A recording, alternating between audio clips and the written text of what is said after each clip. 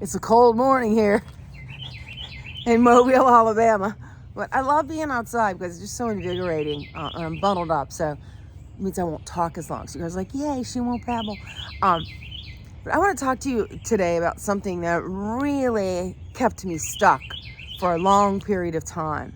I want to talk about this because I don't want you, if at all possible, to stay stuck as long as I did. So again, I have to tell you, this is through the lens of Nina Zapala. These are my personal experiences, life experiences. This is through my channel, through my ENTP personality type, right? And this is going to be based on my soul mission. So it's what my soul's here to do. You have the exact same things, very much specific to who you are, okay? So I just want to share this with you. It's through this lens, and the sun's movement, it's through this lens that I want to speak to you about this. There you go. Because I don't want you to be as stuck as I was stuck, right? But it was really this idea, and it's called identity paralysis. And it's a term I found when I was studying all this. I'm like, wow, that really sums it up. So on the blog, I talk about what is identity paralysis, and I go all through it, right? And then I give you lots of journal prompts so you can go and take what I'm sharing here, go to the blog and apply it and do the journal prompts for deeper learning, okay? So with that in mind, my name is Nina Zapala. I talk about spiritual personality typing. It's a roadmap to your true self. And what I mean by all of this is, like, I have found a way to look at Myers-Briggs from a spiritual perspective. What I'm saying is, I use the foundational aspects of Myers-Briggs, so it's the ego, logical aspect of yourself, but I don't lead with that. I lead with my higher conscious self. The higher conscious self that is tethered to the divine, that all there is, unlimited creativity, imagination, abundance, joy, peace, all those good, delicious things in life that we're constantly searching for is all within your higher self, right? And when you're tethered to that, I call that to the divine, that divine intelligence, when your higher conscious self, which I call, for me, it's my divine spark, it's Nina's divine spark, when it's all connected, right? So you've got divine intelligence speaking through your higher consciousness. Your higher consciousness then expresses itself through your personality type so you can take divinely inspired action, not ego action. Very different way to look at Myers-Briggs.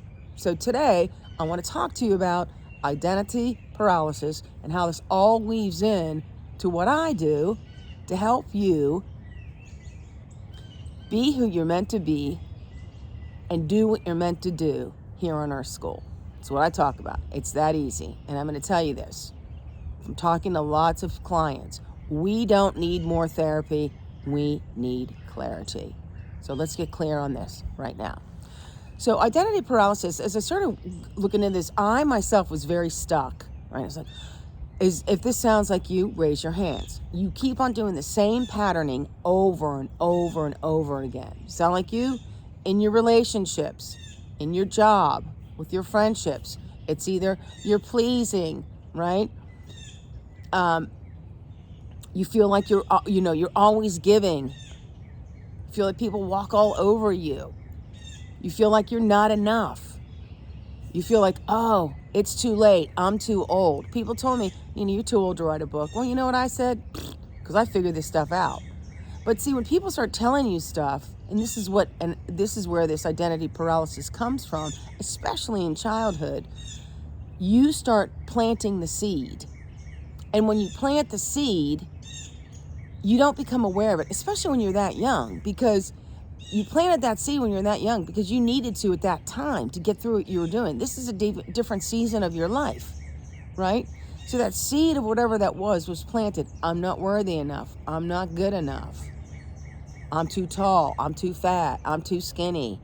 Whatever it is, whatever it is, those are seeds of false beliefs that have been implanted in you.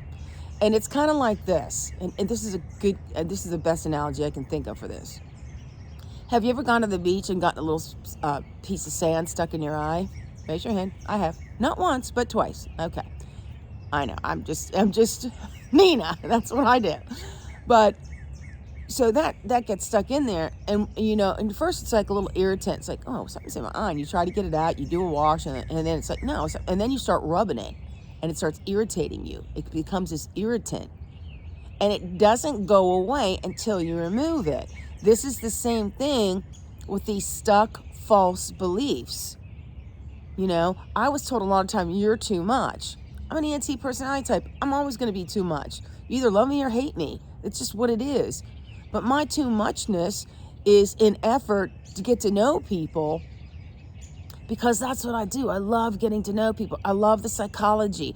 I love to see what makes people tick. And then I take all these opportunities and all these possibilities and all these patternings and all these ideas that I've been blessed to have other people share with me, which expands myself and allows me to do things from a different perspective. That's why I have developed personality typing, spiritual personality typing. I did it the same when I was in PR. I invented all these really cool things to do while you're traveling. You have the same gifts in you, but you can't get to the gifts if you're sitting there scratching, you're letting this irritant, that little seed, that little piece of sand irritate you, because then it becomes what you focus on.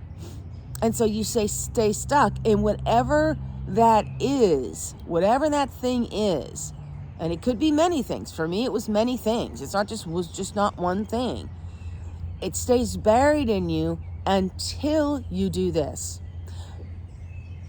Now, I want you take out a sheet of paper, take your journal out, whatever, come back to this, stop it at 6:55 and sit there and say, okay, let me get to this exercise. You want to go back to a situation, or if you're in a situation, what is keeping you stuck? Don't look outside for the answer. You're not going to find it there. Trust me. That's what kept me stuck even longer. I kept on expecting everybody else to have the answers when I, my higher conscious self, was getting fed the answers from divine intelligence. Who do you want your information from? I mean, I know where I want my information to come from. You might not, but that's just me. So you go back. Why are you stuck? What's keeping you stuck? You take yourself away from the situation by observation, and you just observe what's going on. Who are the players? What's going on? What is the conversation? How is it making you feel? And you start identifying all these things, and then you start questioning everything. What's going to happen is you're going to question until you reach a point where you uncover something, a value, a belief, a habit that you find that's just something off, right? It's just like, well, maybe this isn't me. I know I heard that a lot growing up in my family. My family was very negative for a lot of reasons. I'm not ditching on my family, okay? I chose that family, so how can I bitch about it, right? But so they were negative for a lot of reasons. So I had to go back in and figure out where all this was coming from. And a lot of what their negativity was coming from, their anger, their frustration, their negativity, inability to make a decision, right? Feeling lesser and not feeling confident came from their things that they were facing. What are the things that you're facing that's putting off those kind of energies? You got to go in and examine. You got to go in and take the time and question the values. I no longer value negativity in my life. I don't want to show up negative in my life. So I had to change that patterning. What was behind that patterning? A lot of it was I didn't feel good enough. That was passed down from my family, and boy, did I plant that seed deep. And I didn't really realize it because it was embedded into me from such an early age. It just wasn't on the surface. I just didn't look at it. I just didn't see it. So I had to go really deep. It's your responsibility to go really deep, get into stillness, and peel this apart. Peel these layers apart. Journal. This isn't going to be a one-day process. It's an ongoing thing that you have to look at, okay? I hope this helped. I know when you go visit the blog, that'll be real helpful because there's a lot of journal prompts there for you, okay? So there's a lot of extended learning from this YouTube to the blog, right? I also do clarity calls. When I get into a clarity call, we take you through your personality type, and we start identifying these things. We start showing you, and this is another reason I teach Myers-Briggs differently.